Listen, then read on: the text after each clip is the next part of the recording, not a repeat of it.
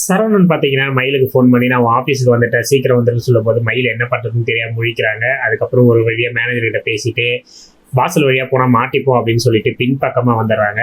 அதே போல பார்த்தீங்கன்னா, சரவணனையும் அந்த இடத்துக்கே வர சொல்லிடுறாங்க.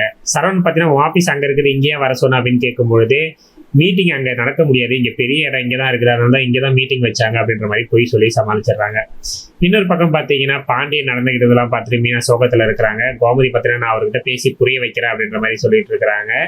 அதுக்கப்புறம் பார்த்தீங்கன்னா, வீட்டுக்கு கதிரும் ராஜியும் வராங்க. மீனா பார்த்தீங்கன்னா, ராஜியை கிண்டல் பண்ணி பேசிட்டு இருக்கிறாங்க. அடுத்ததா பார்த்தீங்கன்னா, அரசி காலேஜ் இருக்குன்னு சொல்லிட்டு பொய் சொல்லிட்டு காலையிலே கிளம்பி இப்போ வெளியே போக பார்க்குறாங்க. அப்போ பார்த்தீங்கன்னா, கூடவே இருந்த பழனியோட ஒய்ஃப் பார்த்தீங்கன்னா, நானும் இப்போ இதாக போய் சொல்லிட்டு வந்துடுறேன், குமாரையும் வர சொல்லிடுறேன், நம்ம 3 பேரும் ஹோட்டலில் சாப்பிட்டுட்டு அங்கேருந்து போயிடலாம் அப்படின்ற மாதிரி சொல்கிறாங்க.